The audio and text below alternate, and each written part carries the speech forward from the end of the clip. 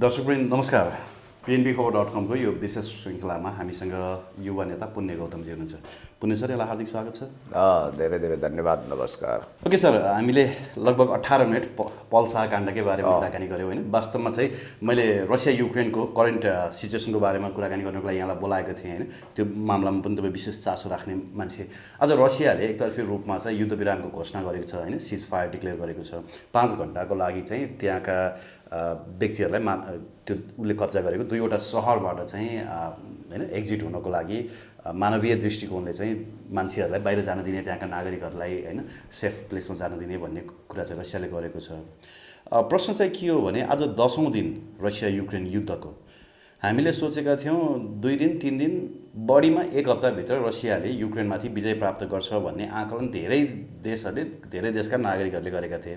वास्तवमा त्यो हुन सकेन। त्यो हुन नसक्नुको पछाडिको मुख्य कारण के हो, यो विषयमा अलिकति तपाईँलाई लाग्छ रसियाले युक्रेनमाथि युद्ध गरिरहेको छ, तर्साएको छ? वास्तविक युद्ध भनेको त ऊ जस्तै पावर कन्ट्रीसँग गर्छ र जुन परमाणु हाइड्रोजन युद्ध हुन्छ र त्यसले पृथ्वीको अस्तित्व नष्ट भ्रष्ट खरानी बनाइदिन्छ। यो कुरोको सङ्केत रुसी विदेश मन्त्री सेर्गेई लाभ्रोभले हिजो गरिसकेका छन्। अबको वास्तवमै ठुलो लडाइँ भयो भने त्यो तृतीय विश्वयुद्ध हुन्छ। यदि नेटो वा अमेरिका आयो भने र त्यसले पृथ्वीको अस्तित्वमाथि नै नष्टभ्रष्ट गर्छ, ध्वंस गर्छ। त्यसको लागि रसियाले प्रभोग गरिरहेको त तपाईँको अहिले के हो भने जस्तो एकछिनको लागि कुनै अजङ्गको वीर बहादुर मान्छेले कुनै पिलन्दारलाई तर्साए जस्तो हो के। यसो पाट्टापिट्टा पारेर स्कुलमा कहिलेकाहीँ शिक्षकले पनि विद्यार्थी तर्साए जस्तो, अथवा पुलिसले यो MCC विरोधी आन्दोलनमा 2-4 छडी हाने जस्तो। साँच्चै नै दमनको कुरा गर्ने हो भने हो, दमन पनि भयो, गोली पनि चले, सबै भयो। साँच्चै दमन भन्ने अथवा साँच्चै नै रसियाले हाइटेक प्रयोग गर्ने हो भने युक्रेन त के संसारकै अस्तित्वमाथि प्रश्न उठ्छ। अब त्यहाँ के गरेको हो उसले भने रसियाले जस्तो सिज फायर भयो, युद्धविराम भयो, मानवीय हिसाबले त्यो ठिक छ, किनभने त्यहाँबाट एक्जिट हुन चाहने, बहिर्गमन हुन चाहने, त्यो देश छोडेर अन्त जान चाहने, शरणार्थी स्ट्याटसमा कुनै अर्को छिमेकी मुलुकमा जान चाहने मान्छेहरूलाई त्यो सुविधा दिइएको र मानवीय हिसाबले राहत सामग्री पुर्याउन पनि सजिलो होस् र केही शान्ति प्रक्रियाको कुराहरू पनि भविष्यमा सुरु होस् भन्ने कुरोको एउटा बाटो खोलिदिएको। अब जहाँसम्म मलाई लाग्छ रसियाले अहिले सबैभन्दा कमसल प्रकारका हतियारले, उसँग भएको सबैभन्दा कमजोर हतियार र कमजोर तागत प्रयोग गरेको छ। हुन त तपाईँलाई थाहा छ, तपाईँले भनेको पनि एक हिसाबले होला, उसले न्युक्लियर वेपन प्रयोग गर्न पनि अब हामी पछि हट्दैनौँ भनेर अस्ति 2 दिन अगाडि त स्टेटमेन्ट पेलेको थियो होइन रसियाले। तर नेटो लगायत अमेरिकाले पनि रसियासँग चाहिँ कस्ता हतियार छन् भनेर हेर्नको लागि नै यो युद्ध गराएको हो। रसियाले कस्तो कस्तो, जस्तो अस्ति क्लस्टर बमको कुरा आयो होइन, क्लस्टर बम, त्योभन्दा अगाडि अरू विभिन्न किसिमका बमहरूको पनि कुरा आएको छ होइन, जुन चाहिँ अलिकति घातकै मानिन्छ। त्यो हिसाबले अलिकति यो जुन पिरियड भयो नि होइन, लामो समय भयो रसिया वारमा नगएको, त्यसमाथि पनि 2 वर्ष भयो कोरोनाले गर्दाखेरि विभिन्न ठाउँमा वेपनहरू युज नभएको, कस्ता खालका वेपनहरू डेभलप भएछन् भनेर हेर्न पनि खोजेको, प्रविधिलाई सो गर्न पनि खोजेको हुनसक्छ। जस्तो युक्रेनमा युरोपकै सबभन्दा ठुलो परमाणु भण्डार थियो, त्यसमा पनि हानिदियो रसियाले। त्यहाँ आगलागी भएको कुरो तपाईँलाई थाहा छ, त्यो छेदविच्छेद भयो। अर्कोतिर तपाईँलाई के पनि सूचना छ भने जस्तो चेचेनियाली विद्रोही, पहिला विद्रोही भन्थे, अहिले रसियाको राष्ट्रपति भ्लादिमिर पुटिनको मित्र रामानोभ, जो आफ्ना 70,000 भारतीय भाषामा भन्नुपर्दा सैतानी फौज, जो यति निर्दयी र निर्मम छ कि ऊ मुटु कलेजो बाहेक अरूबाट सन्तुष्ट हुँदैन विरोधीको, सिधै उसले तपाईँको पलटवार गर्छ र सिद्ध्याएरै छोड्छ। त्यस्तो एउटा गिद्ध फौज भनेर पनि कतिपयले भनेका छन्। त्यो सङ्ग्रामी फौज पनि पुटिनको सपोर्टको निम्ति अहिले युक्रेनतिर लागिसकेको छ, जो भ्लादिमिर जेलेन्स्की र तिनका सण्डमुसण्डहरूको रगतको प्यासा छ। तपाईँलाई यति कुरो भनिदिउँ कि अहिले रसियाले कुनै हाइटेक प्रविधि प्रयोग नगरिकन आफूसँग भएका लगभग घरेलु हतियारको बलमा, त्यही हो उसको घरेलु हतियार भने त्यही हो, घरेलु हाम्रो खोडा खुकुरी जस्तै। उसले त रसियाबाटै मिसाइल एट्याक गरेर न्युक्लियर प्लान्टमा होइन, पुलिस हेडक्वार्टरमा, किपकै कति महत्त्वपूर्ण ठाउँहरूमा चाहिँ उसले बम्बार्डिङ गरिरहेको छ होइन, मिसाइलहरू हानिरहेको छ। त्यो पनि उसको सामान्य हो नि त। उसको विशिष्ट हतियारको त यहाँ प्रदर्शन भएकै छैन। सेन्ट पिटर्सबर्ग, मस्को, क्रेमलिनमा भएका हतियारको कुनै हिसाबै छैन। इन्टरकन्टिनेन्टल ब्यालिस्टिक क्षेप्यास्त्र, यसको कुनै हिसाबै छैन। कहाँ तपाईँको परमाणुतिर जाने रासायनिक हतियार नै प्रयोग गरेको छैन उसले। भोलि तपाईँले क्लस्टर बम भन्नुभयो, क्लस्टर बम भनेको पनि विशिष्ट हतियार होइन, उसको रसियाले प्रडक्सन गरेको हतियार मध्ये सामान्य हतियार हो। अब तपाईँले डोनाल्ड ट्रम्पको बयानबाजी त सुनिसक्नुभयो। अब चीनको महामहिम राष्ट्रपति सी जिनपिङ बुद्धिमत्तापूर्ण मानिस हुनुहुन्छ, चतुर हुनुहुन्छ, होसियार हुनुहुन्छ। अब यही नजिरलाई स्थापित गरेर ताइवान कब्जा गर्छ चीनले, ताइवान उसैको भूभाग हो, उसले लिन्छ भनेर भनिसक्नु भएको छ। र उहाँले अमेरिकी राष्ट्रपति जोe बाइडेनलाई बेवकुफ पनि भन्न भ्याउनु भएको छ। पूर्व राष्ट्रपति हिजो मात्रै ताइवानले पनि क्वाडमा प्रवेश गर्नको लागि निवेदन दिएको भन्ने आयो, त्यो त देखियो होइन। अब होइन, यता पनि युद्धको जङको निम्ति तम तयारी गरे जस्तो देखिन्छ, किनभने चीन पनि कमजोर छैन। चीन र रसियाको औकात र तागत के छ भनेर उसले संसारले देखाउन चाहन्छ। फेरि यो स्ट्रेटेजिक एलायन्स भएका देशहरू हुन्। कतै यो युद्ध भड्किएर थर्ड वर्ल्ड वार नहोस् भनेर हामी बहुत होसियार हुनुपर्छ। र एउटा कुरो, रसियाले जे बोल्छ त्यो प्राय गरेर देखाउँछ। अनि त्यो त देखियो पुटिनको मामलामा होइन। तर पुटिनले जुन हिसाबले चाइनाबाट एक्सपेक्टेसन गरेका थिए नि, जस्तो युएन काउन्सिलहरूमा त चाइनाले धेरैचोटि चाहिँ एब्सेन्ट बस्दिने होइन, अथवा न्युट्रल बस्दिने गर्यो। त्यति मात्रै होइन, प्रेसिडेन्ट सीले त फोनै गरेर पनि वारबाट होइन, हामी वार्ताको माध्यमबाट चाहिँ यसको सल्युसन निकालौँ भनेर उनले चाहिँ पिसको माध्यमबाट होइन, शान्तिको माध्यम चाहिँ उनले अपनाउनको लागि आग्रह गरे। त्यो हिसाबले हेर्ने हो भने चाइना अहिले तुरुन्तै वारमा जाने अथवा होइन दुनियाँसँग चाहिँ वारकै माध्यमबाट चाहिँ आफू सुपर पावर हो भनेर डिक्लेयर गर्ने अवस्थामा त छैन जस्तो देखिन्छ। होइन, तपाईँले भनेको कुरो पनि आफ्नो ठाउँमा सत्यता होला त्यसमा पनि। तर चाइनाले मूलभूत रूपमा कहिले पनि विश्व शान्तिको विरुद्ध जाँदैन। ऊ कहिले आक्रामक छैन, तर ऊ प्रतिरक्षात्मक छ। प्रतिरक्षा शक्ति उसको यति तगडा छ कि आक्रमण गर्न आउनेलाई उसले 7 जुनीसम्म डल्लो चटाइदिन्छ, त्यो हैसियत राख्छ। पहिलो फायर चीनले खोल्दैन, यो कुरा तपाईँलाई थाहा छ। जसले खोल्छ त्यसलाई उसले खरानीको डल्लो बनाइदिन्छ, यो कुरो पनि थाहा छ। प्रेसिडेन्ट सीले यहीँ काठमाडौँमा भनेका हुन् नि होइन। त्यस कारणले गर्दाखेरि चीनसँग पङ्गा लिनु भनेको दुनियाँकै सबभन्दा महँगो पङ्गा हुनेछ। जसरी रुससँग लिँदाखेरि त्यो परिणाम हो। र मलाई जहाँसम्म लाग्छ रुसको सैन्य शक्ति कस्तो रहेछ भनेर आकलन जसरी पश्चिमाहरूले गरिरहेका थिए नि, त्यो त देखिएन। 91,000 रुसी सैनिक चाहिँ मारिएको दाबी युक्रेनको राष्ट्रपति जेलेन्स्कीले आज मात्रै गरेका छन्। त्यो गलत कुरा हो, गलत आँकडा, प्रोपोगन्डा हो। युद्धमा प्रोपोगन्डाको महत्त्व हुन्छ। अर्को पक्षको, दुश्मन पक्षको मनोबल गिराउनको निम्ति यस्ता कुरा कामयाब हुन्छ। मलाई जहाँसम्म लाग्छ रुसले अहिले पनि तृतीय विश्वयुद्ध टार्नको लागि आफूसँग भएका सबभन्दा कमसल हतियार, लगभग घरेलु हतियारको बलमा युद्ध लडेको छ। र मलाई जहाँसम्म लाग्छ कमभन्दा कम मानवीय क्षति र कमभन्दा कम सहरहरूको, गाउँहरूको, बस्तीहरूको क्षतिमा, किनभने त्यो त हिजो सोभियत सङ्घकै बाल्टिक गणराज्य थियो। अब त्यहाँ तपाईँलाई थाहा छ भिक्टर यानुकोभिचलाई राष्ट्रपति हुनको निम्ति भ्लादिमिर पुटिनले आग्रह गरिसके, जो त्यहाँका सबभन्दा नामुद र प्रभावशाली राजनेतामध्ये पुटिनका अन्तरङ्ग व्यक्तित्वमध्ये एक मानिन्छन्। र उनी नाटोमा युक्रेन जानु हुँदैन। नर्थ एटलान्टिक ट्रिटी अर्गनाइजेसनको सुरुङ भनेको युक्रेनको लागि निसास लाग्दो हुन्छ र त्यसले युक्रेनको इतिहासलाई र भविष्यलाई नै ठुलो क्षति पुर्याउँछ भनेर उनले भनिसकेका छन्। त्यस कारणले गर्दाखेरि मलाई जहाँसम्म लाग्छ हेर्नुहोस्, रसिया धेरै बुद्धिमानी शासकले शासन गरेको देश हो। त्यस कारणले गर्दाखेरि यो पटक कठोर किसिमको सैन्य हमला गरेर सहरका सहर ध्वस्त गरिदिने गरी भन्दा पनि केही दिनसम्म युद्ध चालु राखेर त्यो सहरहरू कब्जा गरेर अब किभ, डोनेट्स्क त उसको कब्जामा भइसक्यो, किभलाई कब्जामा लिने, त्यसपछि त्यहाँको भ्लादिमिर जेलेन्स्कीलाई या त तपाईँको पक्राउ गरेर अब मृत्युदण्ड अथवा आजीवन कारावासमा राख्ने, या त उनलाई भगाउने। यो दुईटा नीति सबभन्दा राम्रो चाहिँ भगाउने, एक्जाइलमा जाउन्, अमेरिकाको पुच्छर हुन्, अमेरिकातिरै जाउन्, कलाकारिता गरून्, हलिउडमा 2-4 सिनमा राम्रै अफर आउला भन्ने सोच्या होला। अमेरिकाले त राइटको व्यवस्था गरिदिन्छु पनि भनेको थियो, उनले त डिक्लाइन गरे नि त्यसलाई। होइन, अब अन्ततोगत्वा के गर्छन् भन्ने नि ठेगान भएन, किनभने उनी इमोसनल छन्, भावुक छन्, व्यवहारिक छैनन्। र हाम्रा यहाँ कतिपय मान्छे बडो उत्साहित भएर युद्ध मैदानमै गएर लडे, भ्लादिमिर जेलेन्स्की त्यस्तो चाहियो भन्नु हो। एउटा कुरो, चाहे परराष्ट्र मन्त्रालयको कुरा होस्, चाहे नेपाल सरकारको कुरा होस्, चाहे विभिन्न पार्टीले गरेको वक्तव्यबाजीको कुरा होस्, यो सबै इम्याच्योर्ड काम भइरहेको छ। किनभने हामीले असंलग्नताको नीति अन्तर्गत यो विषयमा मुख खोल्नु हुँदैन थियो, बरु शान्ति वार्ता गरेर दुई पक्ष मिल भन्नु पर्थ्यो। आज हामीले युक्रेनको सपोर्ट लिँदाखेरि हिजो रसियाले यो देशको विकासको निम्ति गरेको महान योगदानहरू, कारखाना बनाइदिएको, हाम्रो सार्वभौम सत्तालाई सम्मान गरेको आदि इत्यादि कुरा हामीले भुलिरहेका छौँ। युक्रेनको कुन योगदान छ नेपालमाथि? म युक्रेन देशको पनि आलोचना गर्न चाहन्न। एमसिसी पास भइसकेपछि त हामी नेटोकै कितामा गइसक्यौँ। हामी एक हिसाबले भन्नुपर्दा भविष्यमा नेटोका सदस्य बन्न लगायत भए जस्तो शेरबहादुरजीहरू त्यस्तो देखियो र युक्रेन पथमा छिटोभन्दा छिटो देश लम्काउने धृष्टता पनि शेरबहादुरजीले गरिसक्नुभयो। यो एक हिसाबले इन्डो पेसिफिक स्ट्रेटेजीको हिस्सा भनेको भविष्यमा नेटोको हिस्सेदारी हो। र तपाईँलाई म क्लियर कट भन्न चाहन्छु, यस्तो बचकना, यस्तो भड्काउपूर्ण, यस्तो विभाजित हुने कूटनीति अप्नाएर नेपालले आफ्नो सन्तुलित परराष्ट्र नीति, असंलग्नता र पञ्चशीलताको ठाडो उल्लङ्घन गरेको छ।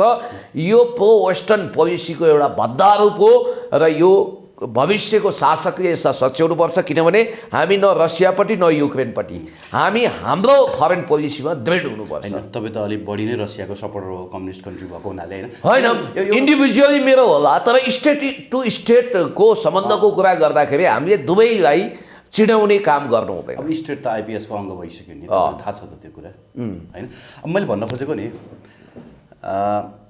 हामी कहाँ यहाँ नि एमसिसी पास हुन लाग्दाखेरि आत्मदाह गर्छु होइन, यसलाई मार्छु, अपहरण गर्छु, टाउको काट्छु, फुटबल खेल्छु भन्थे होइन। वास्तवमा त्यो टेबल भइरहँदा अनिखेरि सांसदहरूले चाहिँ त्यहाँ छाती ठोकी ठोकी एमसिसी पास गर्नुपर्छ भनेर सदनमा बोलिरहँदाखेरि कोही पनि चाहिँ सडकमा लड्न आएनन्, मर्छु भनेर आएनन् होइन। उही सामान्य यसो अघि तपाईँले भने जस्तो त्यो देखावटी दमन मात्रै भयो, देखावटी प्रदर्शन मात्रै भयो, लास्टमा राष्ट्रिय सहमति भयो, पास भयो होइन।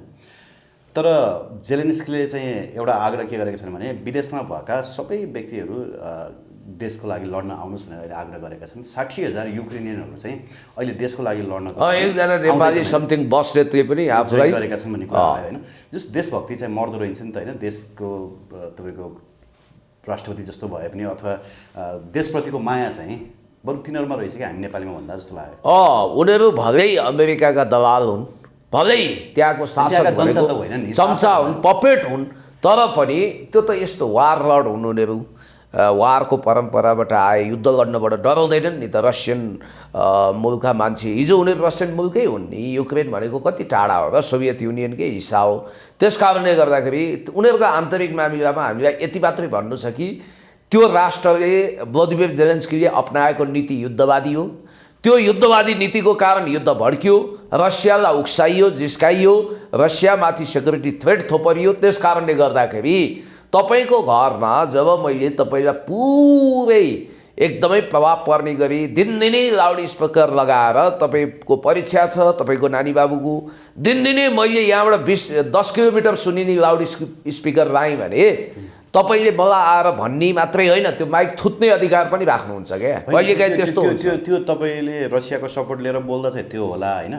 तर हामीले हाम्रो भूभाग मिचिँदाखेरि हामीले भारतको विरुद्ध चुँ गर्न सकेनौँ होइन। एउटा भूभाग मिचेको छ नि, पनि भूभाग त भारतको कब्जामा छ हाम्रो, तर हाम्रा नेपाली कोही त्यहाँ लड्न जाँदैनन्, कोही मर्न जाँदैन अथवा त्यो ढाडस दिँदैनन् भन्न खोजेँ क्या। हो, हामी कुल ब्लडेड भयौँ। हामी हाम्रो राष्ट्रिय स्वाधीनताको लागि, हाम्रो स्वतन्त्रताको लागि, हाम्रो सार्वभौम अखण्डता घुम्न खोज्दाखेरि हजारौँ हेक्टर जमिन विदेशीले बेच्दा हामी ठुलो ठुलो हेरेर बस्छौँ, ठुला कुरा गर्छौँ, तर लड्ने बेलामा सबभन्दा बढी कायर निस्किन्छौँ। र दाजुभाइ लड्न पायो भने लड्ने, फेरि दाजुभाइ आफ्नो तान्न पायो भने लड्ने, एकअर्काको निधार फुटाउन चितम्सिनी, अरू आयो भने गुटुटु कुन्ने, भ्याकुर रखटिए जस्तो लखेटिने, यो काम हुनु भएन। पुलिसलाई चाहिँ ढुङ्गा हान्ने होइन, प्रहरीसँग छिनाझाप्टी गर्ने आदि इत्यादि आफ्नो राम्रो छँदैछ। मैले महत्त्वपूर्ण कुरा चाहिँ तपाईँलाई के भने एमसिसी पास भएपछि यो गर्छौँ ऊ गर्छौँ, हुन लाग्यो भने यो हुन्छ ऊ हुन्छ, त्यो त कविहरूको कविता वाचन थियो। कविता वाचन सिद्धियो, मञ्च पनि उठ्यो। तपाईँले सायद 9841417095 मेरो नम्बरमा कल गर्नुभयो, तर यो तपाईँको लागि रङ नम्बर हो। यो प्रश्न गर्नुपर्ने उपयुक्त पात्र छ, तपाईँले प्रश्न गर्नुपर्छ, सायद गरिसक्नुभयो, उत्तर लिनुपर्छ, लिइसक्नु पनि भयो होला। र मलाई जहाँसम्म लाग्छ यो जति पनि अहिले उटपट्याङ कुराहरू छन्, हो एउटा भावुक राष्ट्रवादीले कहिलेकाहीँ आत्मदाह पनि गरिदिन्छ, हामीले नचाहँदा पनि। त्यस्ता व्यक्तिहरू हुन्छ जस्तो सुसाइडल बम बनेर जाने, आफ्नो देशको स्वाधीनता रक्षाको निम्ति जुनसुकै मूल्य उठाउने, ज्यानमारा सङ्कल्प लिने। स्वतन्त्र तिब्बतको लागि कति मान्छेले आत्मदाह गरे होइन, त्यस्तै गर्दो रहेछ नि त। तर हाम्रो नेपालीहरूलाई देश होइन, त्यस्तै गर्नुपर्छ भनेर हामी उक्सिनु हुँदैन, तर त्यस्तो हुन्छ। आफ्नो देशको स्वाधीनता संरक्षण स्वतन्त्र तिब्बतको म समर्थन गर्दिनँ, त्यो घातक कुरा हो र त्यो वास्तवमा त्यो आत्मदाह भनेको फकटिया रूपमा भएको छ भनेर मैले भन्नुपर्ने हुन्छ। जहाँसम्म यही काठमाडौँमै प्रयास गरेका थिए नि कतिपल्ट, प्रयास गरे तिनीहरूलाई समाउनुपर्छ, कानुनी दायरामा ल्याउनुपर्छ, त्यो बेग्लै कुरा हो। हामी वान चाइना पोलिसीभन्दा दायाँ गर्न सक्दैनौँ। अब सुन्नुहोस्, अब रसिया युद्धमै जाउँ होइन, रसियाले अब कति दिनभित्रमा चाहिँ युक्रेनमा टेक ओभर गर्न सक्छ तपाईँलाई के लाग्छ? 10 दिन त बित्यो, यो त महिनौ जाला जस्तो देखियो। होइन, जति गए पनि मलाई लाग्छ रसिया पछि हट्दैन। उसले मलाई लाग्छ थकाउने गलाउने कम मानवीय क्षतिमा गरेपछि त रसिया त कमजोर हुँदै गइसक्यो नि सर अहिले। होइन, त्यसले केही फरक पार्दैन। उसले चीनसँग कोअर्डिनेसन गर्छ, उसलाई सहयोग गर्ने राष्ट्रहरू पनि छन्, ऊ झुक्दैन, उसको आन्तरिक स्रोत पनि बलियो छ। हामीले बाहिर देखे जस्तो होइन, पश्चिमाहरूले दुष्प्रचार गरे जस्तो रसिया कमजोर छैन। र मलाई जहाँसम्म लाग्छ उसले जुन सङ्कल्प लिएको छ त्यहाँको शासन सत्ता चेन्ज गर्ने कब्जाभन्दा पनि, र त्यहाँ प्रो रसियन अर्थात् नाटो लाई घृणा गर्ने र पश्चिमा कित्तामा नउभिने राष्ट्रपति वा शासकको खोजी छ। त्यो भिक्टर यानुकोभिचमा टुङ्गिएको जस्तो छ। र मलाई जहाँसम्म लाग्छ पेट्रो पेरोसिन्कोले पनि बाटो बदले, उनी पनि गद्दारीको लाइनमा गए भने पेट्रो पेरोसिन्को त जेलेन्स्की लाइनमा गइसक्यो, जेलेन्स्की लाइनमा गएर उनको पनि पतन भइसक्यो भन्ने रुसको ठहर छ। त्यसकारण मलाई जहाँसम्म लाग्छ भिक्टर यानुकोभिच जस्तो अनुभवी सोभियत वैभवमा हुर्किएको एउटा व्यक्तित्वले त्यहाँ सम्हाल्ने छन्। 71 वर्षीय भिक्टर यानुकोभिचसँग थुप्रै अनुभवहरू छ र त्यस कारणले गर्दाखेरि त्यहाँ सेटलमेन्ट कहिले हुन्छ कसो हुन्छ भन्ने कुरा भन्दा पनि कमभन्दा कम मानवीय क्षतिमा होइन, यो वार लम्बियो भने पनि उनीहरूले मानवीय क्षति कम गराउन खोजेका हुन्। जस्तो सहरका सहर एकसाथ ध्वस्त गर्न सक्ने तागत रुससँग छ, तर त्यो तागत प्रयोग गरेर युक्रेनमा पुरै खण्डहर खरानी बनाउन त खोजेको होइन उसले।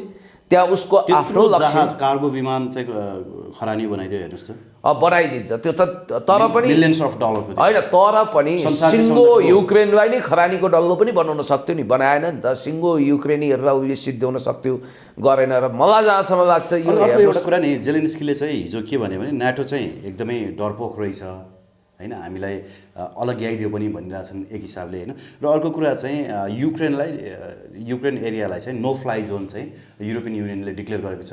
उनले चाहिँ आरोप के लगायो भने अब यहाँ बम्बार्डिङ भएर त्यहाँका नागरिकहरू मऱ्यो भने चाहिँ यसको जिम्मा चाहिँ युरोपियन युनियनले लिनुपर्छ भनेर बोलेका छन्। होइन, युरोपियन युनियनले तपाईँलाई एउटा कुरा इन्ट्रेस्टिङ भन्ने हो, कहिले पनि चाइना र रुस विरुद्ध पलटवार गर्दैन। उसले कहिले पनि पङ्गा लिँदैन। उसले गलत घोडामा दाउ लगाउँदैन जहाँ हार्ने निश्चित होस्। त्यसकारण उसले फोकी पाइला चाल्छ। कमजोर देशमा एट्याक भयो भने पो युरोपियन युनियन जान्छ। नाटोको प्रमुख जेम्स स्टोल्टनबर्गले हिजो विज्ञप्ति जारी गरे, तपाईँलाई थाहा छ। मलाई जहाँसम्म लाग्छ हेर्नुहोस्, यो तागतवरहरूले दुनियाँमा आफ्नो राज कायम गर्ने रहेछन्। यस्तो नहोस् हामी चाहन्छौँ, किनभने समुद्रमा पनि ठुलो माछाले सानो माछा खाने मत्स्य न्याय हुन्छ, त्यो न्यायको अन्त्य होस् मत्स्य न्यायको भनेर हामीले जति कामना गरे पनि, जति धुप हाले पनि, 33 कोटी देवता भागे पनि भइरहेको छैन। जस्तो हाम्रो देश अथवा यहाँ मात्रै होइन, संसारभरि कसैलाई घोरेर हेऱ्यो, ह्यारेसमेन्ट गर्यो भने उजेल जान्छ। तर यहाँ बस्तीका बस्ती, सहरका सहर ध्वस्त गराउँदा पनि खोइ केही लाग्दैन। हिजो अमेरिकाले अफगानिस्तानको मामिलामा होस्, इराकको मामिलामा होस्, त्यत्रो तपाईँको बमबार्ड गर्यो, त्यत्रो क्षति पुऱ्यायो। फर्स्ट वर्ल्ड वारको कुरै छोडिदिउँ, आज पनि खोइ त पावरफुल कन्ट्रीले त हानै छ त। तर त्यति 7 समुद्र पारीको अमेरिकाले इराक कति सहजै होइन केही दिनभित्रै कब्जा गरेको थियो नि त। अनि सिमाना जोडिएको रसियाले चाहिँ फेरि कब्जा गर्न सकिरहेको। यस्तो त्यो फरक छ। अमेरिकाको लागि त्यो देशप्रति माया दया थिएन। जुन देशको तपाईँले कुरा गर्नुभयो, इराकको कुरा गर्नु, अफगानिस्तानको, उनीहरूको रेस पनि होइन, उनीहरूको नसा पनि होइन, उनीहरूको हेरिडिटी पनि मिल्दैन, उनीहरूलाई मतलब छैन, उनीहरू ब्रुटल ढङ्गले जान सक्छन्। तर रसियाको त नाभी गाडिया छ नि त। भोलि सोभियत युनियनलाई रियुनिफिकेसन गर्दाखेरि त्यो युक्रेन उसको लागि एउटा महत्त्वपूर्ण स्ट्राटेजिक पोइन्ट बन्छ। त्यस कारणले गर्दाखेरि रसियनहरूले, राष्ट्रपति भ्लादिमिर पुटिनले एकदमै कम मानवीय क्षति र कम रक्तपात सहित र सहरहरू बस्तीहरूको कम क्षति सहित युक्रेनमा व्यवस्था बदल्न र अवस्था बदल्न चाहेका हुन्। हस् पुण्यजी, धन्यवाद दिन चाहे। धेरै धन्यवाद। म रसियाको पक्षमा पनि छैन, युक्रेनको पक्षमा पनि छैन। यति होला कि एउटा देशको रूपमा पूर्व सोभियत युनियनको एउटा वैभवको हिसाबले, वैचारिक हिसाबले सोसियलिस्ट मोड अफ प्रोडक्सनलाई फलो गरेको हुनाले रसिया अथवा भ्लादिमिर पुटिनको एउटा जाजल्यमान व्यक्तित्व, अब अमेरिकी राष्ट्रपति पूर्व राष्ट्रपतिले प्रशंसा गरिरहेका छन्, मेरो त कुरै छोडौँ होइन। अब डोनाल्ड ट्रम्पले प्रशंसा गरेको सी जिनपिङ र पुटिनको तपाईँले देखिरहनु भएको छ। तर अर्को कुरो के पनि हो भने नेपालको विकासको निम्ति रुसले ठुलो योगदान गरेको हुनाले र ऊ हाम्रो पुरानो मित्र हुनाले ऊप्रति हमदर्दी हुनुलाई अन्यथा लिनु हुँदैन। यसलाई मानवीय र राजनीतिक कुरो सम्झिनुपर्छ, फेटर्नल रिलेसनको कुरा सम्झिनुपर्छ। र अर्को कुरो यसको मतलब युक्रेनप्रति हाम्रो वैरभाव भन्ने होइन, तर नेपाल सरकारले जुन नीति अख्तियार गरेको छ युक्रेनलाई काखी चाहिँ हुन त यो कुरा पुटिनको नोटिसमै छैन। यस्ता अहिले गइरे नथुकाइरे गौतमले विज्ञप्ति निकाले जस्तै वामदेव गौतमले विज्ञप्ति निकालेर चाहिँ रसियालाई फिर्ता जा भने जस्तै त्यो लगभग त्यस्तै हो। या त अब जिल्ला कमिटी सदस्यहरूले पनि निकाल्न थाल्छन्। उहाँ त कमसेकम गृहमन्त्री भइसकेको, डेपुटी प्राइम मिनिस्टर भइसकेको स्ट्याटसको व्यक्तित्व हुनुहुन्छ। यसो भनौँ न, युद्धहरू नाजायज वा जायज त्यो परिभाषा गर्ने शक्ति राष्ट्रको आफ्नो खालको त्यो खालको दम्ब होला। तर हामी युद्धलाई प्रिय ठान्दैनौँ। युद्ध गलत हुन्छ, युद्धले क्षति गर्छ। शान्तिको बिरुवा रोप्नुपर्छ, शान्तिको बिगुल फुक्नुपर्छ, शान्तिका परेवा उडाउनुपर्छ। यो तपोभूमि, यो बुद्धभूमि, यो शान्ति भूमिबाट मेलमिलाप र सहिष्णुताको प्रस्तावसहित पञ्चशीलताको माध्यमद्वारा हामी अगाडि बढ्नुपर्छ। हामीले अहिले अपनाएको कूटनीति भने जोरपटास छ, यसले हाम्रो देशको भलो गर्दैन। कसैको कित्तामा गएर आफूलाई दलाल बनाउने कुरो राज्यले सोचेको जो छ सरकारले त्यो गलत छ।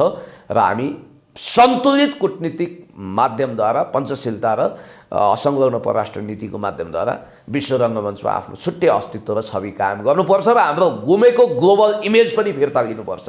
किनभने हाम्रा प्रतिनिधिहरू युनाइटेड नेसनमा पर्यटन गर्न जान्छन्, घुम्न जान्छन्। त्यो त कथा मात्रै हो, हाम्रो गुमेको भूमि त फिर्ता लिन सकिँदैन। अब इमेज कहाँबाट फिर्ता होइन सकिन्छ। घुमेको भूमि पनि इन्टरनेसनल कोर्टमा गएर लिन सकिएला भोलि दह्रो शासक भयो भने। अनि अर्को कुरो इन्टरनेसनल इमेजको मैले किन कुरा गरेको भने दह्रो शासक त कति दह्रो रहेछन् त देखिहाल्नु भयो नि। जब एउटा गठबन्धन टुट्छ भनेर एमसीसी पास गरे, त्यो नाजायज भयो, त्यसलाई म निन्दा भर्सना आलोचना गर्छु। एमसीसी पास गर्नै हुँदैन, त्यो त गलत भयो।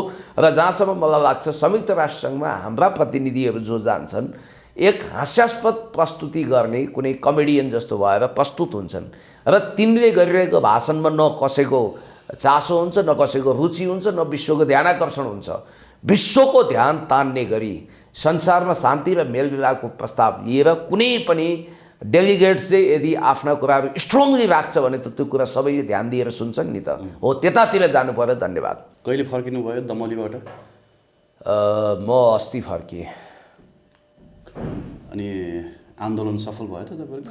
त्यो आन्दोलनै थिएन, त्यहाँ त अब एउटा कलाकारको नायक पल शाहको, मोडल पल शाहका फ्यानहरू बसेर एक झलक हेर्न पाऊँ भनेर बाहिर पटाङ्गिनीमा दर्शन भेट खोजेका केही दाजुभाइ दिदीबहिनी, आमा बुवा, महिला सज्जनवृन्दहरूको र अझ कतिपय त अब विभिन्न उमेर समूहका व्यक्तित्वहरू जो हलमा फिल्म पनि हेर्ने, यता आएर नभा पल शाहलाई देख्न सकिन्छ कि भनेर यता गेट बाहिर बसेको शान्तिपूर्ण एकदमै एक हिसाबले संयमित प्रजातान्त्रिक अधिकार उपयोग गर्ने नेपाली जनसमुदायहरू त्यहाँ थिए। अनि तर युट्युबरहरूको भिडले होइन, अभियन्ताहरूको भिडले त्यहाँ अनुसन्धानमै प्रभाव पार्यो भन्ने कुरा पनि आयो। हिजोबाट त लगभग सुनसानै रहेछ। हिजो के प्रभाव पार्थ्यो? एउटा कुरो म तपाईँलाई भन्छु, बाहिर मलाई त लाग्छ बरु प्रहरीहरूलाई त्यहाँ रिफ्रेसमेन्ट भयो, इन्टरटेनमेन्ट भयो। अब त्यहाँ ढुङ्गामुढा हुँदैन, केही पनि हुँदैन। त्यहाँ पब्लिकहरू जान्छन्, आफ्ना नायकलाई हेर्न खोज्छन्। यद्यपि करणीको आरोपी नायक पल शाह त्यहाँ थुनिनु भएको छ, यो कुरा स्पष्ट छ। र हामीले के भनेका छौँ भने दुधको दुध पानीको पानी छुट्टिनुपर्छ। तथ्य र प्रमाणको आधारमा यदि उहाँले करणी गरेको प्रमाणित भयो भने अन्डर एजसँग ती नाबालिका भनिने गायिकासँग करणी गरेको कुरा पुष्टि भयो भने उनलाई सजाय हुन्छ। होइन, तर कतिपय होइन सामाजिक अभियन्ताहरूले चाहिँ ती नाबालिकाको नामै तोकेर के भनेका छन् भने 1 वर्षसम्म सहमतिमै सम्बन्ध राख्दा चाहिँ करणी नहुने, अनि विवाह गर्न नमान्दा चाहिँ करणी हुने भन्ने पनि राखेका छन् होइन। अनि कतिले त फेरि सम्बन्ध स्थापित गर्दाखेरिका आनन्दका कुराहरू पनि जोडेका छन्। यो विषयलाई अलिकति मध्यनजर गरेर हेर्ने हो भने अहिले जुन बालिकाले उजुरी दिएकी छिन् नि, उनीमाथि त होइन मनोवैज्ञानिक दबाब परिरहेको छ नि। होइन, अब हामी लगायतका अलिकति कानुन विधि नियम जानेका म त आफूलाई अभियन्ता पनि भन्दिनँ, मान्छे बाहेक केही मान्छेहरू उटपट्याङ कुरा बोलिरहेका छन् र तपाईँले भने जस्तै कानुनले नाबालिका ठहराए कि यद्यपि अब व्यवहारिकताको कुरो गर्ने भने मेरो आमाले मलाई 16 वर्षमा मेरो जेठो दाइलाई 16 वर्षमा जन्माउनु भयो। त्यस कारणले गर्दाखेरि खुद रेखा थापाजीको विवाह 16 वर्षमा भयो, 16 वर्ष जवानी भनौँ न त्यतिखेरको। त्यस कारणले गर्दाखेरि पुरानो कानुनको आफ्नो मूल्य थियो, आफ्नो भ्यालु थियो। तर अहिले हामी इन्टरनेसनल ग्लोबल मापदण्डमा जाने भनेर नाबालिका भन्नाले 18 वर्ष मुनिकोलाई करार गर्यो कानुनले। हाम्रो मुलुकी अपराध आचार संहिताले, फौजदारी ऐनले त्यसलाई चिन्यो। 18 वर्षभन्दा मुनिकोलाई नाबालिका भन्नुपर्छ र नाबालक वा नाबालिकासँग सहमति वा असहमतिमा राखिएका हरेक शारीरिक सम्बन्धहरू करणीमा परिणत हुन्छन् भन्ने बित्तिकै त्यो जबरजस्ती हो कि सहमति हो कि भन्ने कुरो नै भएन, त्यहाँ कानुनले त्यसरी परिभाषित गरिदियो। अब यहाँनिर के भयो भने त्यो कुरालाई आड बनाएर केही तपाईँलाई म 2 वटा अतिवादी तत्त्व हाबी भएको कुरो निवेदन गर्न चाहन्छु। तनहुँमा जुन ढङ्गको अब त्यहाँ फ्यान फलोवरहरू स्वाभाविक रूपमा ती नाबालिका गायिकाको पनि छन्, तपाईँलाई थाहा छ, नायकको पनि छन्। अब म गएको कारण चाहिँ के भने पल शाहजीले बारम्बार तारन्तार पुण्य गौतम दाइ र जयकिसनजी आइदिए हुन्थ्यो भनेर भनेको हुनाले मानवीय हिसाबले रिक्वेस्ट गरेको, तारन्तार समाचार पठाएको हुनाले मानवीय ढङ्गले के हो त, कतै शान्ति र मेलमिलाप गर्न त सकिन्छ, अथवा त्यो सकियो भने त गजब हुन्छ, सर्प पनि भाग्छ लट्ठी पनि भाँचिँदैन, दुवैको जिन्दगी बर्बाद हुँदैन। बलात्कार जस्तो जघन्य अपराधमा मेलमिलाप गराउन खोज्नु अथवा बिहा गर्छु भनेर त्यो मुद्दा फिर्ता हुने अवस्थामा त अहिले छैन नि सर। तर व्यवहारिकता कहिलेकाहीँ के हुन्छ भने व्यवहारिकताको कारण दुवै पक्षको जिन्दगी बर्बाद हुनबाट जोगिन्छ। तपाईँलाई थाहा छ, एउटै हाँडीमा राखेर भुट्ने, एउटै ढिकीमा राखेर कुट्ने, एक तीरले 2 शिकार गर्ने, दुवै पक्षलाई समाप्त गर्ने जुन षड्यन्त्रकारीहरूको खेलोबेलो छ, को हुन् एबिसिडी म नाम भन्दिनँ, तिनीहरूको षड्यन्त्रलाई परास्त गर्न पनि कानुन त एउटा नयाँ व्यवहारिक विधि अप्नाएर त्यसलाई रचनात्मक ढङ्गले कानुनी तरिकाले फैसला सुनाउन विद्वान न्यायाधीश महोदय स्वतन्त्र हुनुहुन्छ। र मैले बुझेसम्म यो भोलि फैसला हुँदैछ, कुनै दिन फैसला हुन्छ, 25 दिनसम्म न्यायिक हिरासतमा बढीमा राख्न सकिन्छ। त्यसपछि यो या त अब पूर्वपक्षमा राखेर अब पछि फैसला होला अथवा के होला। तर एउटा कुरा के छ भने यो केसको बारेमा बढी गिजोल्ने काम 2 वटा अतिवादी तत्त्वबाट भयो। त्यो 2 वटा अतिवादी तत्त्व के भने अब यी चेली, यी नवोदित गायिका जो कानुनले उनलाई नाबालिका भनेर चिन्छ, उनको चरित्रमाथि हिरो छ्याप्ने, उनलाई सत्तो शराब गर्ने, उनको विषयमा अतिरञ्जित कुराहरू गरेर उनको जिन्दगी नै बर्बाद बनाउन खोज्ने एउटा प्रवृत्ति, यो चाहिँ अब सोसियल मिडियामा बढी यस्तो ट्रेन्ड देखियो। अर्कोतिर आइएनजिओ एनजिओका धन्दा सेठहरू, कथित अधिकार कर्मीहरू, कर्पोरेट मिडियाहरूले के गरिदिए भने अब करणीको आरोपी, बलात्कारको आरोपी भनेर चिनिएका पल शाहलाई बलात्कारी नै बनाइदिए। बलात्कारी हो होइन त्यसमा पुष्टि गर्ने अथवा करणीकर्ता हो कि होइन भनेर पुष्टि गर्ने उहाँहरू के न्यायाधीश हो? उहाँहरूले न्याय प्रक्रियामा खलल पुर्याउनु भएको छ। भोलि अदालतले उनलाई करणीकर्ता अथवा बलात्कारी हो कि होइन भनेर भोलि साबित गर्दैछ तथ्य र प्रमाणको आधारमा। त्यसकारण यो 2 तत्त्वबाट बचेर बीचमा व्यवहारिकताका केही पक्षहरू, किनभने ती नाबालिकाले पनि ती गायकलाई, त्यो मोडललाई हदै प्रेम गरेको भन्ने कुरा त हामीलाई थाहा छ, यी कुराहरू तथ्यमा आएको छ। त्यस कारणले गर्दाखेरि यथार्थ कुरो तथ्य प्रमाणको आधारमा अदालतले फैसला गर्छ र त्यो फैसला चित्त बुझेन वा बुझ्यो भने त ठिकै हो, बुझेन भने 2 पक्षमध्ये एकले हाइकोर्ट र हाइकोर्टको पनि फैसला चित्त बुझेन भने सुप्रिम कोर्ट जाने अधिकार राख्छ। हाम्रो कन्स्टिट्युसनले त्यो अधिकार दिएको छ। पुण्य गौतमले चाहिँ के विश्वास गर्नुहुन्छ तपाईँले चाहिँ कि यो एकतर्फी प्रेम हो र जबरजस्ती चाहिँ त्यो करणीको आरोप लगाएको हो, अथवा पल जस्तो एउटा स्टार्टअपमा पुगिसकेको व्यक्तिले गल्ती गरेकै हुन्? यसमा नेसनल इन्टरनेसनल जुडिसियल भेट्नु पनि भयो, उहाँले के भन्नुभयो? करणी गरेकै हो होइन, उहाँले के भन्नुभयो भने मलाई बेलापत्र गर्ने हो भने अब भविष्यमा अन्डर एज क्रस गरिसकेपछि 18 वर्ष क्रस गरिसकेपछि लगनगाँठो गाँस्ने हो भने, लगनगाँठो गाँस्ने हो भने यो केसलाई एक हिसाबले तपाईँको उन्मुक्ति हुने गरी हामी सजीव बनाइदिन्छौँ भन्ने प्रस्ताव आएको थियो भन्ने कुरो उहाँले गर्नुभयो। अब मलाई आइडोन्ट नो त्यो हो होइन, त्यो उहाँले जान्ने कुरा हो। इन्सपेक्टर अधिकारी लगायतका धेरै त्यहाँ प्रहरी जवान र अफिसरहरूले सुनेको कुरा हो यो। मैले मिडियामा पनि यो कुरा बताइसकेको छु। उहाँले अब यस्तो उहाँको अनुहार कागती निचोरिए जस्तो थिएन, म जाँदा झोक्राउनु भएको थिएन, जिन्दगीदेखि हार खाएको थाकेको उदास डिप्रेसनमा पुगेको जस्तो देखिँदैन थियो। अब भन्नेहरूले त साँझ पख उहाँ कहिले रुनुहुन्छ, कहिले एकदमै डिप्रेसनमा गएको लक्षण देखाउनुहुन्छ भनेर पनि भनिरहेका छन्, जिन्दगीदेखि हरेस खाएको कुरो पनि गरेको भन्छन्। मलाई थाहा छैन एक्चुअली, तर एउटा कुरा के भने उहाँलाई मानसिक रूपमा स्वाभाविक हो, दुवै पक्षलाई चोट परेको छ। नाबालिका गायिकालाई पनि परेको छ, उहाँलाई पनि परेको छ, किनभने करियरको कुरो छ। हाम्रो मुलुकी ऐन अन्तर्गत, हाम्रो अपराध संहिता अन्तर्गत यदि करणी पुष्टि भयो भने फेरि यो मुद्दा यति सेन्सिटिभ हुन्छ कि यो बन्द इजलासमा निर्णय हुन्छ, खुल्ला इजलास हुँदैन।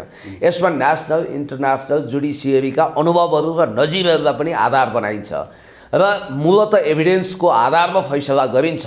र यसमा अर्को कुरो के छ भने मैले तपाईँलाई भनिदिइहालौँ, यसमा सबैभन्दा महत्त्वपूर्ण कुरो भनेको न्यायाधीश पनि फैसला लेख्दा विद्वान न्यायाधीशहरू पनि अलिकति डराउने गर्छन्, भोलि के हुन्छ यस्ता मुद्दाहरू उल्टिन सक्छ भन्ने हुन्छ। र मेरो विचारमा चाहिँ दुईवटा कुरा हो। एउटा, या त अब पल शाहले आफ्नो स्टारडमको आडमा यदि अन्डर एजलाई करणी गरेको ठहर भयो भने उनलाई कानुनी सजायबाट रोक्न बचाउने इन्द्रको बाउ चन्द्रको पनि तागत चल्ने छैन। उनी सिधै थुनामा जानेछन्, जेल जानेछन्। यो कुरो हामीलाई थाहा छ। अब जेल पनि कति भने 10 देखि 12 वर्ष भनेको छ। यो उहाँलाई अहिले जुन दफा अन्तर्गत प्रहरीले अनुसन्धान गरेर अदालतमा मुद्दा पेश गर्दैछ सरकारी वकिलको कार्यालय मार्फत, यसलाई यो नेपाल सरकारवादी र त्यसपछि पल शाह उर्फ पूर्ण विक्रम शाह प्रतिवादी भएको मुद्दा हो। यसको अनुसन्धानको म्याद 25 दिन हुन्छ। त्यसपछि पनि अनुसन्धान टुङ्गिएन भने अथवा तारन्तार मुद्दाको ब्याक टु ब्याक प्रोसेसहरू गर्नु पर्यो भने पूर्वपक्षमा लगिदिन्छ। यो कुरा तपाईँलाई थाहा छ। अब यस्तोमा धरौटी हुने सम्भावना असाध्यै न्यून हुन्छ अथवा हुँदैन भन्दा पनि हुन्छ यो केसमा। र अर्को महत्त्वपूर्ण कुरा के छ भने जस्तो सरकारी वकिलको कार्यालयबाट मैले विभिन्न सूत्रहरूबाट बुझ्दा 2-3टा कुरालाई स्ट्रङ एभिडेन्सको रूपमा उसले पेश गर्ने तयारी गरेको छ प्रहरीको अनुसन्धानलाई। एउटा, अब कन्याजाली भनेर भनिन्छ, अब अङ्ग्रेजीमा भर्जिनिटी भनिन्छ। कन्याजाली तोडिएको अर्थात् भर्जिनिटी तोडिएको भनेर प्रहरी अनुसन्धानले त्यो बताएको छ। मेडिकल रिपोर्टमा प्रहरी अनुसन्धानको आधार बनाइएको छ एउटा। दोस्रो, पल शाहजीले कुनै अडियोमा प्रेग्नेन्ट भएनौ के भयो त, सहमतिमा सम्बन्ध भयो भन्ने कुरालाई आधार बनाएर त्यो अडियो पेश गरिँदैछ। अर्को कुरो चाहिँ खुद यस्तो केसमा चाहिँ नाबालिका भनिए कि अन्डर एजकी ती गायिकाको बयानलाई प्रमुख आधार मानिन्छ अरे। यो हिसाबले पल शाहको मुद्दामा पल शाह अलिकति कमजोर भएको अथवा ज्यादै कमजोर भएको प्रतीत हुन्छ। उतातिर पल शाहले बारम्बार मैले त्यस्तो गरेकै छैन, मेरो त्यस्तो शारीरिक सम्बन्ध भएकै छैन भनेर उनले आफ्नो बयान दिइरहेका छन्। र तपाईँलाई यति कुरा भनौँ कि तपाईँले पनि अपडेट गरिरहनु भएको छ, नाबालिका भनिने ती गायिकाले गएर बयान दिइसकेकी छिन्। उनको बयान उनको उजुरी अनुरूप नै छ।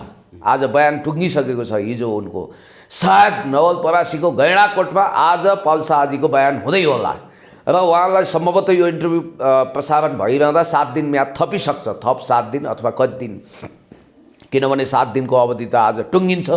र अर्को कुरो के छ भने दुर्गेश थापा र सम्राट चौलागाईले पनि गएर करणी गरेकै हो भन्ने हिसाबले बयान दिइसक्नु भएको भन्ने कुरा आइरहेको छ। उहाँले सम्भवतः त्यही गर्नु होला, किनभने उहाँहरू त पल शाहलाई को बारेमा उहाँहरूको अडियो बाहिर आइसकेको छ। त्यसकारण यो विषयमा म धेरै खुनखुत्रो गर्न चाहन्न। मुखमा राम राम बगलीमा छुरा मित्रघातको निम्ति प्रसिद्ध भएका मान्छेहरूको राम कहानी नभनौँ। अब अर्को कुरो के छ भने अब एउटै कुरो, या त पल शाहजीले आफू निर्दोष भएको स्ट्रङ एभिडेन्स दिएर अदालतबाट क्लिन चिट लिनु पर्यो, होइन भने अदालतले उहाँलाई दोषी ठहर गर्छ, उहाँलाई जेल चलान गर्छ। यही हो कुरो। तर एउटा कुरा के देखियो भने अब तपाईँहरू पनि त्यहाँ जानुभयो होइन, अलिकति आवाज उठाउनकै लागि। त्यहाँ केही नाबालिकाहरू नै ब्यानर लिएर पल शाहलाई न्याय देऊ भन्ने ब्यानर लिएर बसेको देखियो होइन। अनि यता तपाईँले भने जस्तै बलात्कार गरेको हो होइन, करणी गरेको हो होइन, त्यो प्रमाणित भइसकेको छैन, तर उहाँहरूले बलात्कारीलाई फाँसी दियो भनेर लेख्न भ्याइसक्नुभयो। होइन यो दुवै अतिवादहरू सामाजिक सञ्जालमा हाबी भएका छन्। एक हिसाबले हेर्ने हो भने सामाजिक सञ्जाल, सिङ्गो फिल्म इन्डस्ट्री होइन, बौद्धिक व्यक्तित्वहरू नै ध्रुवीकृत भएका छन् यो विषयलाई लिएर होइन। न्यायप्रतिको अविश्वास बढ्दै गएको जस्तो देखियो नि अहिले त। यस्तो म गएको रुल अफ लमा भन्दा पनि रुल अफ लमा चाहिँ अलिक बढी विश्वास गर्नु, रुल अफ ल नै प्रभावी हुने हो कि अथवा भिडले नै फैसला गर्ने हो कि भन्ने खतरा छ। खबरदार, अदालती म्याटर बनेको यो केसमा कसैले पनि म्यानिपुलेट हुने गरी दुष्प्रचार गर्न पाइँदैन। राज्यको सुरक्षा गर्ने सत्य सेवा सुरक्षाको मन्त्र जपेको नेपाल प्रहरी अनुसन्धान गरिरहेको छ। सरकारी वकिलको कार्यालयले अनुसन्धान टुङ्गाएर मुद्दा दायर गर्छ, यो आफ्नो ठाउँमा छँदैछ। तपाईँले भने जस्तो म चाहिँ मेरो कुरा गर्नुपर्दा म सबैको जिम्मेवारी लिन सक्दिनँ, म लगायत केही साथीहरू। तपाईँ पनि त साइबर क्राइमको हिट लिस्टमा हुनुहुन्छ अरे त। होइन त्यस्तो केही, थुप्रै युट्युब च्यानलहरूलाई चाहिँ साइबर क्राइमको मुद्दा हालिँदैछ, यो विषयलाई अनावश्यक उछालेको भन्ने कुरा पनि आइरहेछ नि। होइन यो त मिडियाको न्युजको म्याटरहरू हो। मैले के नै गरेको छु, मैले सन्तुलित बोलेको छु। मैले के भनेको छु भने यहाँ हेर्नुहोस्, अब त्यो नाबालिकाको नाम त सबै कर्पोरेट मिडियाले लिएको छ, तपाईँलाई थाहा छ। प्राइम टिभीले लिएको छ, न्युज 24ले लिएको छ, ग्यालेक्सी 4ले लिएको छ, प्राइम उसले लिएको छ, जनता टिभी अथवा यतापट्टि यो हो टिभी, सबैले लिइरहेका छन्, हामीले मात्रै होइन। तर मलाई के लाग्छ भने हामीले काहीँ टङ स्लिप भएर तिनको नाम लिएको भए पनि सरी भन्न चाहन्छु, त्यो भन्नु हुँदैन, त्यस्तो शब्द उच्चारण गर्नु हुँदैन। यो न्यायिक प्रक्रिया पनि अलिकति थाहा भएन कि कतिपय कुरा थाहा नहुँदा जान अनजानमा मान्छेले भुलहरू गर्छन्, त्यसलाई करेक्सन गर्ने हो। मबाट भएको भुलहरू छ भने पनि त्यसमा मैले करेक्सन गर्छु। अब अर्को कुरो के छ भने म त त्यहाँ गएर जस्टिस फर फलाना भनेर तोकेर भन्ने भन्दा पनि दुवै पक्षलाई न्याय हुने गरी फैसला होस्। मैले त्यहाँ भनेको पनि छु मासको बिचमा, सम्मानित अदालतको फैसला कदर गरौँ, सम्मानित अदालतले फैसला दिए भनेर हामीले भनेका छौँ। त्यो स्वाभाविक हो। मैले सम्मानित अदालतलाई कहिल्यै पनि अपमान गरेको छैन, सुरक्षाकर्मीलाई गरेको छैन, र नाबालिका भनिने ती गायिकालाई पनि मैले एक शब्द पनि राम्रो बाहेक नराम्रो बोलेको छैन। तपाईँलाई यो कुरा थाहा छ। त्यस कारणले गर्दाखेरि न्याय कानुन हातमा लिएर अनेक ढङ्गले वक्तव्यबाजी गर्ने, हुल्लडबाज गर्नेहरूको भिडमा म छैन। जहाँसम्म यो दुई एक्सट्रिम प्रवृत्ति हो, मलाई कता कता के अनुभूति भइरहेको छ भने यता राज्यले चाहिँ कर्पोरेट मिडियाले गरेका भुलहरूलाई चाहिँ क्षम्य सम्झिने, अनि यता छिम्मे मानेकै छैन। नेपाल प्रेसलाई पनि त उनीहरूले चिठी काटिसकेको छ नि, कारबाहीको दायरामा लिएर आउने भनिसकेको छ। नेपाल प्रेस जसले चाहिँ त्यो अडियो पहिलोपटक लिक गरेको थियो, त्यो अडियो लिक गर्दाखेरि सायद ती गायिकाको फोटो पनि हालेको थियो। होइन, बलात्कार आरोपी भनेर नलेखिकन बलात्कारी भन्ने अधिकार पनि उहाँहरूलाई छैन, किनभने भोलि फैसला भएर करणीकर्ता वा बलात्कारी भन्ने साबित भयो भने उहाँहरूले लेख्न पाउनुहुन्छ, बोल्न पाउनुहुन्छ, यो उहाँहरूको राइट हो। पल शाहजी त्यो हुनुहुन्छ भनेर, तर अदालतले फैसला सुनाउनु अगाडि नै उहाँहरू आफै ट्रिब्युनल खडा गरेर, आफै कोर्ट भनेर कङ्गारू कोर्ट खडा गरेर उहाँहरूले पनि फैसला सुनाइसक्नु भएको छ। र सडकबाट पनि अदालती म्याटरमा हर्डल गर्नु हुँदैन अहिले। तर मैले के देखिरहेको छु भने रवि लामिछानेजीको केसमा जस्तो हुन त रवि लामिछानेजीले बिचमा भएको कुरा बिर्सिनु हो। उहाँको लागि अदालती केसभन्दा अथवा कतिपय ठाउँमा गैर न्यायिक ढङ्गले पनि आवाज उठाएर आन्दोलन गरिएको थियो, त्यो कुरा उहाँले बिर्सिनु हो। अहिले न्युज सम्प्रेषण गरिरहँदा यो कुरा तपाईँलाई थाहा छ आफ्नो हकमा कसरी भएको थियो, अर्कोको हकमा कस्तो हुन्छ, किनभने उहाँलाई पनि आत्महत्या दुरुत्सान जस्तो जघन्य एउटा आरोप लागेको थियो र त्यसको त अझ अडियो नै पेश भएको थियो, भिडियो नै होइन, मृतकले नि सारा कुराहरू बोलेको भिडियो थियो। अब कुन दृश्य अदृश्य पावरले उहाँलाई शक्तिशाली बनाएर रिहा गऱ्यो। मलाई लाग्छ त्यो केसलाई फेरि उल्टाउने तयारीमा त्यो फ्यामिली रहेको भन्ने कुरो सुनेको छु मैले। अब कतिसम्म सत्य हो मलाई थाहा छैन। सर्वोच्च अदालतमै एपिल गर्ने अथवा हाइकोर्टमा एपिल गर्ने भन्ने कुरा पनि चलिरहेको छ अरे त्यो फ्यामिलीको तर्फबाट। म तपाईँलाई एउटा कुरा के विश्वास दिलाउन चाहन्छु भने पुण्य गौतम जहिले पनि कानुनी भन्दा गैर कानुनी कुरो गर्दैन। मैले भनेको के भने कानुनी राज्यमा आफ्नो स्टारडमको आडमा आफ्नो छविलाई ध्यानमा नराखिकन, आफ्नो स्टाटसलाई ध्यानमा नराखिकन विभिन्न खालको रङ्गीन सम्बन्ध बनाउन कसैले पनि पाउँदैन र त्यसरी गर्नु भनेको त्यो एक प्रकारको क्राइम नै हो। यदि प्रमाणित भयो भने है, प्रमाणित नहुँदा त अब हामीले बोल्ने कुरा आएन, प्रमाणित भएन भने उहाँले क्लिन चिट पाउनुहुन्छ। र सबभन्दा महत्त्वपूर्ण कुरो चाहिँ के हो भने कानुनभन्दा माथि कोही पनि छैन। गैर कानुनी काम गर्ने हरेकलाई कानुन लाग्छ र कारबाही हुनुपर्छ। आई एम द स्टेट भन्ने रुईको फुई यहाँ चल्दैन। चाहे त्यो जसको हकमा पनि यही कुरा लागू हुन्छ र यहाँनिर त्यहाँ कुनै ढुङ्गा हानेको हुलहुज्जत गरेको तोडफोड गरेको मास त होइन नि त त्यो शान्तिपूर्ण रूपमा त्यसलाई तपाईँ यसो भन्नुहोस् न दुनियाँभर हामीले जति कानुनी कुरो गरे पनि फ्यान फलोवर्सहरूले आफ्नो आइकनलाई आफूले रुचाएको नायकलाई वा नायिकालाई देख्न चाहन्छ गायिका नायिका सबैलाई देख्न चाहन्छ यो कुरो त हुँदै हो द्याट्स अल वेल अब चाहिँ यो घटनाले एउटा नजिर के बस्यो भने अबका युवकहरूले अथवा अलिकति स्टार्टअपमा पुगेका व्यक्तिहरूले गर्लफ्रेन्ड बनाउँदाखेरि चाहिँ त्यो आइडी पहिला हेरेर बनाउनु पर्ने भयो एक त म होइन म कुन कुराको विरोधी हुँ भने मलाई कतिपयले कट्टरपन्थी भन्छन् यो मामिलामा जाँड रक्सी चुरोट बिडी खैनी सुपारी पान गाँजा भाङ र यो स्त्रीहरूको सम्बन्धको बारेमा मान्छे क्लियर कट एउटा चरित्रमा बस्नुपर्छ र रङ्गीन सम्बन्ध विवाहोत्तर होस् वा विवाह अगाडि तपाईँले एक नारी ब्रह्मचारीको नियम पालन गरेर अरू चेलीबेटीहरूलाई आमा दिदी बहिनीको स्ट्याटसमा हेर्नुपर्छ जस्तो कतिपय देशले रेड लाइट एरिया छुट्यायो भनेर यहाँ हाकार गर्ने सांसद र मन्त्री पनि तपाईँले देख्नुभएको छ मुख्यमन्त्रीले भने मुख्यमन्त्रीले भन्नुभयो त्यो कुरा गैर कानुनी हो त्यस्तो गर्न हामी दिँदैनौँ किनभने नेपाल चरित्रवान चेलीहरूको देश हो भन्ने कुरा हामी प्रमाणित गर्छौँ हामीले हाम्रो देशमा थाइल्यान्डमा जस्तो मुम्बईमा जस्तो नेपाली समाजको भाषामा भन्नुपर्दा कुन्नी के जाति कोठी अथवा त्यो खालको रेड लाइट एरिया हामी खडा गर्दैनौँ प्रष्ट कुरो र चरित्रको कुरोमा म के भन्छु भने राज्यका हरेक संयन्त्रका मानिसहरू आफू चरित्रवान हुनुहुन्छ कि हुनुहुन्न म पुण्य गौतमले मेरो ठेक्का लिन्छु तपाईँहरू लिनुहुन्छ कि हुन्न म यो च्यालेन्जका साथ भन्न चाहन्छु पुण्य गौतममाथि कानुनी रूपमा कसैले वाहियात तरिकाले डन्डा पेल्न खोज्यो भने म यो जबरजस्त प्रश्न रेज गर्छु क्वेसन रेज गर्छु